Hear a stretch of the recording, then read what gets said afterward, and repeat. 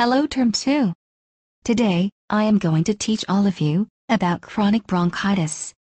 Please pay attention, because this is super exciting stuff. First, what is chronic bronchitis? Chronic bronchitis is the production of increased mucus caused by inflammation. Chronic bronchitis is defined as a cough that occurs every day, with sputum production that lasts for at least 3 months, 2 years in a row.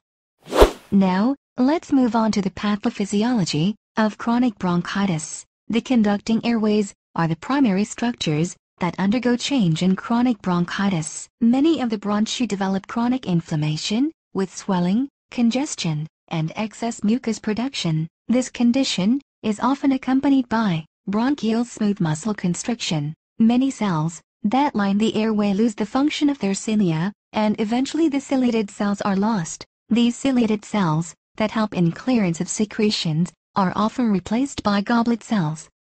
This group of cells secretes mucus into the airway, resulting in excessive mucus production. The number and function of cilia lining the tracheobronchial tree are diminished, and the peripheral bronchi are often partially or totally occluded by inflammation and mucus plugs, which in turn leads to hyperinflated alveoli. The inflammation, swelling, and mucus frequently and significantly inhibit the airflow to and from the lung alveoli by narrowing, partially obstructing, the bronchi and bronchioles. The muscles that surround the stem of the airways can be stimulated by this airway irritation. This muscular spasm, also known as bronchospasm, can result in further airway narrowing, with long-standing inflammation, as can be seen in chronic bronchitis. This muscular spasm and inflammation results in a fixed, non-reversible narrowing of the airway, and the condition is termed COPD. I hope you are all still paying attention. Let's move on to how chronic bronchitis is diagnosed. Healthcare practitioners diagnose chronic bronchitis by using a combination of a person's medical history, physical exam, and diagnostic tests. A chest X-ray is often performed to help rule out other lung problems such as pneumonia or bronchial obstructions. The physical examination often allows healthcare practitioners to hear wheezes and a prolongation of the exhalation of breathing, which are signs of airflow obstruction. Additional tests such as a complete blood count, arterial blood gas, and pulmonary function tests are often done to characterize the structure and function of the lungs and to help exclude other conditions such as lung cancer, tuberculosis, lung infections. Okay class. Now that we have covered the pathophysiology and diagnosis of chronic bronchitis, let's move on to test and procedures. A pulmonary function test is important in diagnosing chronic bronchitis. The test uses a spirometer to measure the volume of air entering and leaving the lungs. This test can be performed at the patient's physician's office and is painless. The PFT involves breathing into the spirometer mouthpiece either normally or forcefully. Volumes less than 80% of normal values indicate obstructive lung disease. Okay, let's now move on to X-rays. A patient's X-ray with chronic bronchitis will show translucent lung fields, depressed flattened diaphragm, and a long narrow heart, due to cor pulmonale. In addition to an X-ray, a ABG may be taken to measure how effectively oxygen and carbon dioxide are being exchanged. Lastly, but not least, a lung biopsy may be taken if the diagnosis is uncertain. In patients with chronic bronchitis, a biopsy will show goblet cell hyperplasia, and mucosal and submucosal inflammation. Have I blown your mind yet? Let's now move on to the prognosis for chronic bronchitis patients.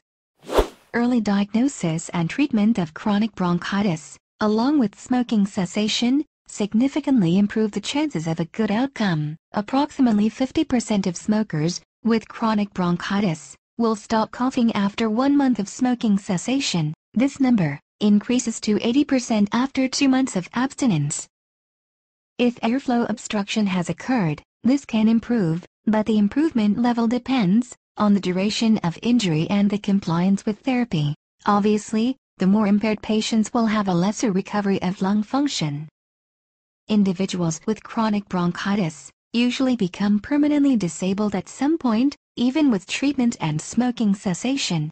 Smokers with chronic bronchitis who kick the habit can slow the progression of lung deterioration, even if they have severe symptoms. The frequency of complications, including shortness of breath, declining lung function, and airflow obstruction, gradually worsens. Ultimately, individuals who are severely incapacitated may need a lung transplant. So now that we have covered the definition, pathophysiology, diagnosis, tests, and prognosis of chronic bronchitis, let's do a quick recap. Chronic bronchitis is defined clinically as a chronic productive cough for 3 months, in each 2 successive years, in a patient in whom other causes of a productive chronic cough have been ruled out. The following pathologic or structural changes are associated with chronic bronchitis.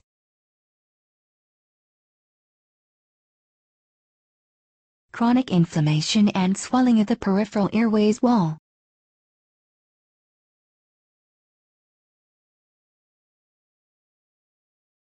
Excessive mucus production and accumulation.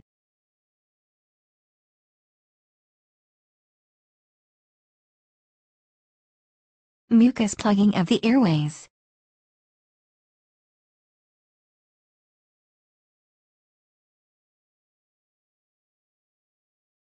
Smooth muscle constriction of bronchial airways and bronchospasm.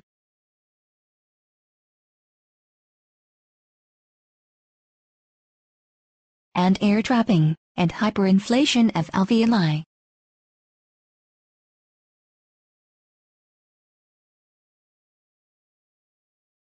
The following test and procedures are used to diagnose chronic bronchitis: physical examination, X-ray, pulmonary function test, blood test, ABG, sputum culture, and a lung biopsy. Again, the disease is chronic and progressive. However, with early diagnosis and smoking cessation, patients often have a good prognosis for many years. Thank you, Term 2, for your attention today, and I hope you enjoyed the presentation on chronic bronchitis. And I would also like to give special thanks to Stephanie, Meredith, and Nick for making this presentation possible today.